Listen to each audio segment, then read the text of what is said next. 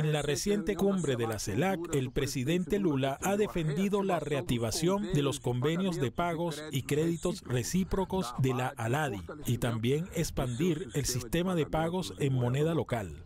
Tales medidas, según Lula, fortalecen las economías regionales y dinamizan el comercio intrarregional, lo que favorece sobre todo la industria y pequeñas y medias empresas.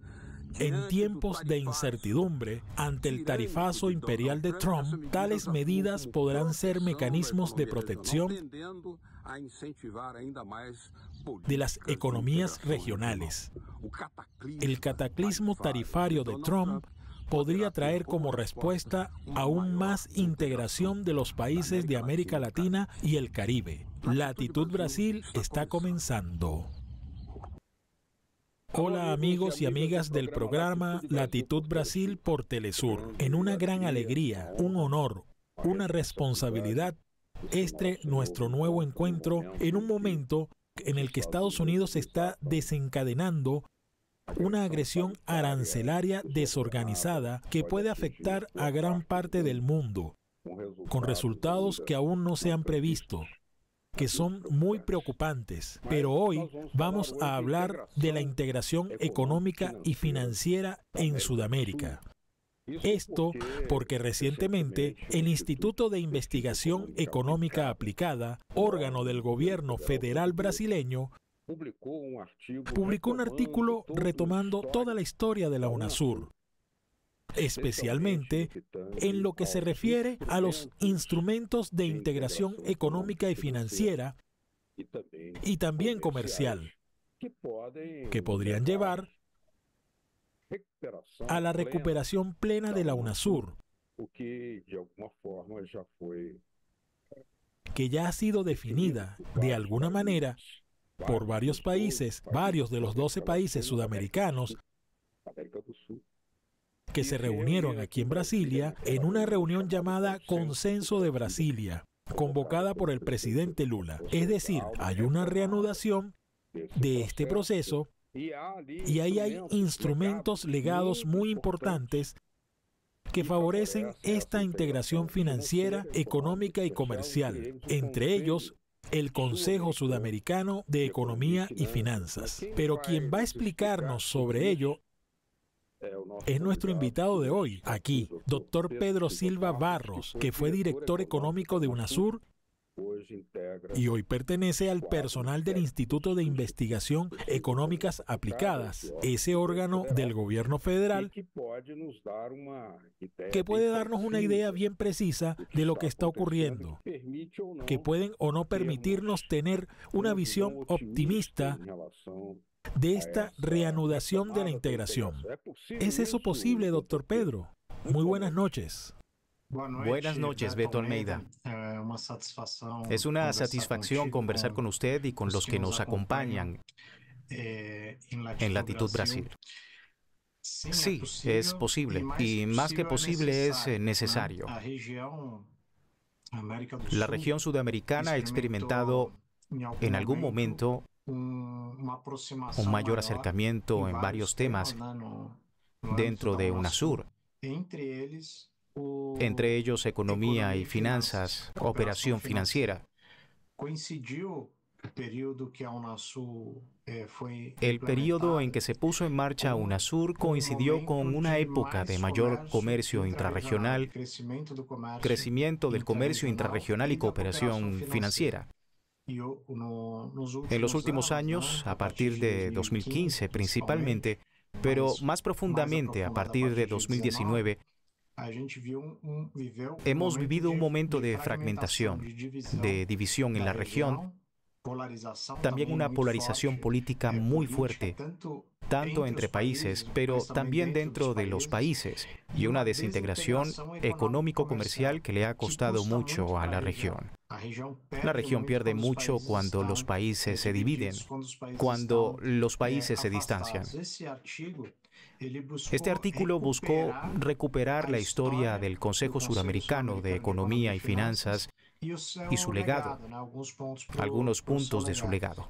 Por supuesto, la cooperación financiera, la cooperación económica en América del Sur no comenzó con el Consejo de Economía y Finanzas, que estaba en su lugar desde sus etapas iniciales, incluso un año antes de UNASUR, a partir de 2007, como un grupo de trabajo sobre economía y finanzas que se reunió hasta que la última vez todavía prácticamente en 2017. Durante este periodo, del 7 al 17, hubo un importante intercambio entre los ministerios de Economía, Hacienda y Finanzas. Depende del nombre en cada país y los bancos centrales sobre una serie de cuestiones que pueden servir de base para recuperar nuestra interdependencia económica y también el comercio intrarregional. Las finanzas son muy importantes para la integración y el comercio intrarregional es muy importante para la economía de cada uno de nuestros países. Sabemos, doctor Pedro, que es necesario contar con instrumentos. Y en este artículo colectivo del IPEA se destacan algunos de estos instrumentos, como el propio BNDES, el Banco del Sur, la Comunidad Andina de Fomento, en fin, una serie de instrumentos que, como usted decía, esta tendencia a la integración no comenzó con UNASUR. Por ejemplo, desde 1963 existen sistemas de compensación recíproca de créditos, que es un instrumento que luego fue mejorado e incluso acogido por UNASUR y que ahora puede tener una mayor dinámica. ¿Podría usted describir las cualidades que estos instrumentos pueden aportar hoy para esta integración? Es un debate muy importante hoy en día. ¿Por qué? Porque vivimos una época de inestabilidad mundial y seguimos teniendo una moneda dominante que a menudo tiene el monopolio de algunos tipos de transacciones, que es el dólar estadounidense. ¿Qué ocurrió en los años 60 en el marco del primer esfuerzo regional latinoamericano ALALC, que pretendía establecer una zona de libre comercio? Pero luego este instrumento se renovó en el nombre de ALADI, que aún existe, la Asociación Latinoamericana.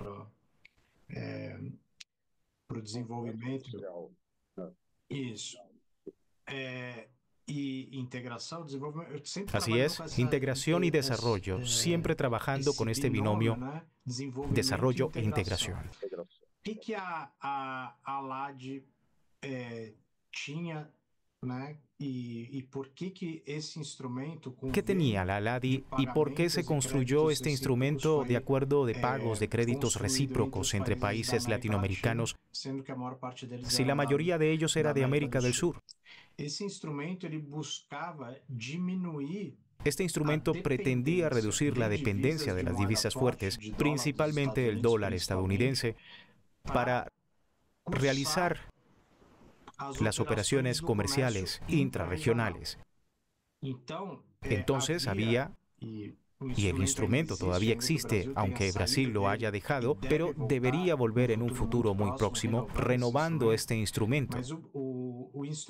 Pero los instrumentos, los bancos centrales, garantizaban las operaciones de comercio intrarregional entre los países del acuerdo, y solo había compensación entre los bancos centrales después de algunos meses, dentro de un periodo previamente definido.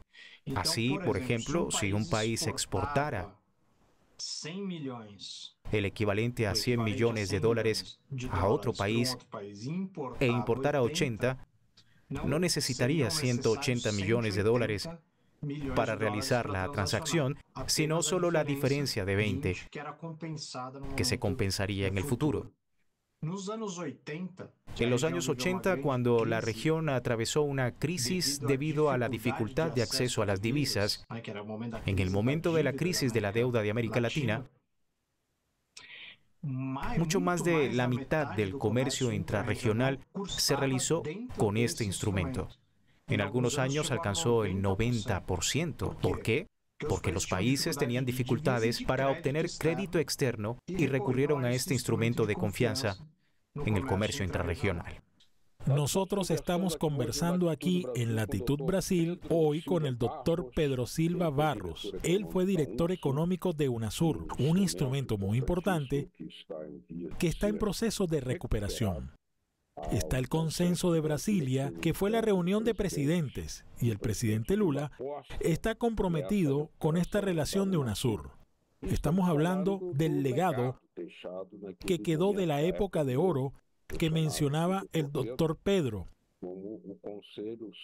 como el Consejo Sudamericano de Economía y Finanzas. Enseguida volvemos conversando aquí sobre la integración económica financiera sudamericana. Hasta pronto.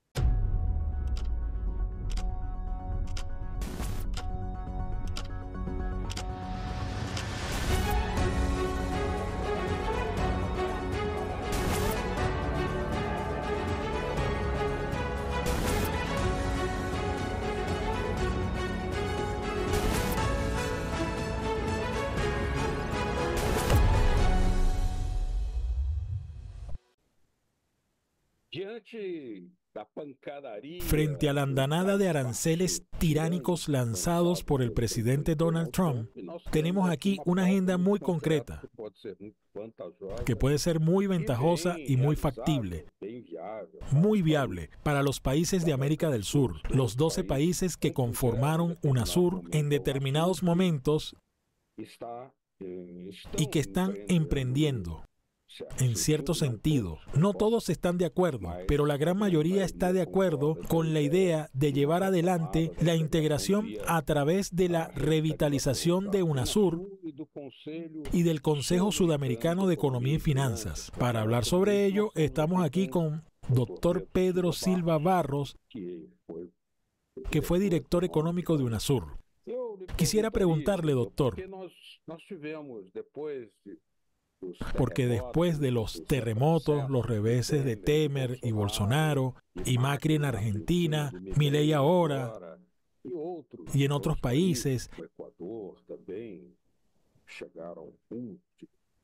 en Ecuador también han llegado prácticamente a enterrar UNASUR, pero no se le entierra fácilmente, porque incluso hay países que tienen en sus cartas magnas la decisión de integrarse, y esa decisión política es muy importante, como Brasil, Venezuela, Colombia, Bolivia y otros países que están comprometidos con esa integración. ¿Cree usted que el clima político, incluso con los aranceles tiránicos de Donald Trump, hacen mucho más recomendable apostar por la integración sudamericana con los instrumentos que prácticamente se pueden recuperar? Es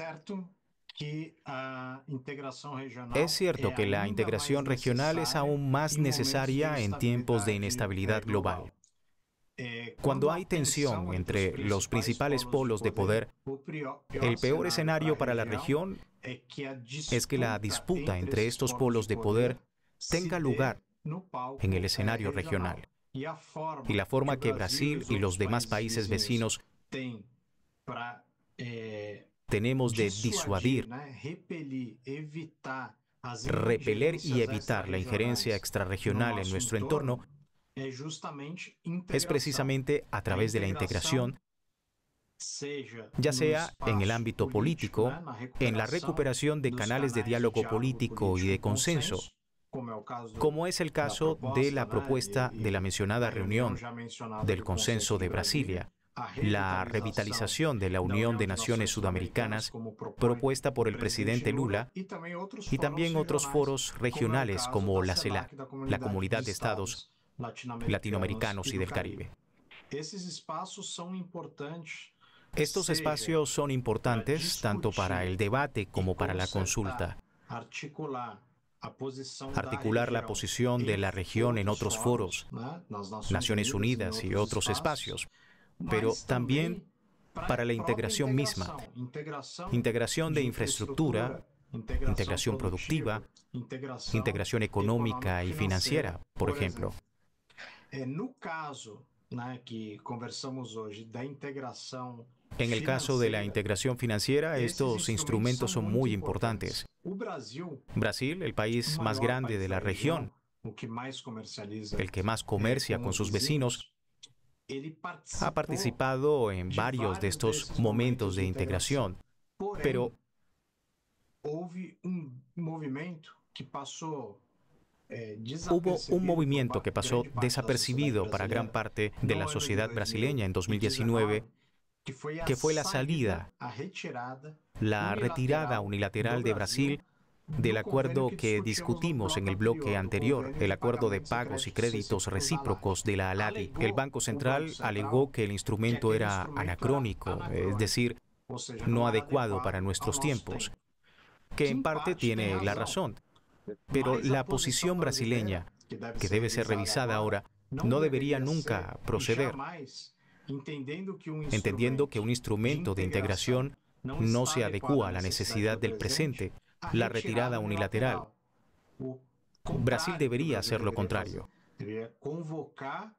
Debería instar a los demás países firmantes del acuerdo a revitalizarlo, actualizarlo y modernizarlo.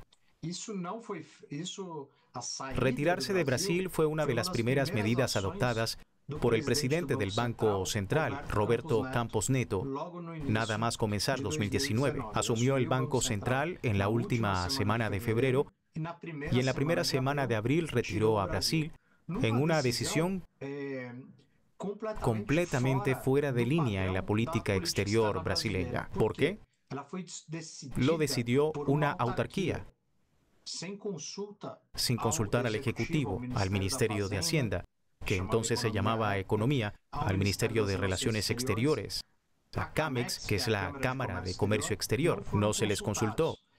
Tampoco lo discutieron el Congreso Nacional, las comisiones de Defensa Nacional y de Relaciones Exteriores del Senado y la Cámara de Diputados. Nadie discutió y Brasil salió. Les toca ahora.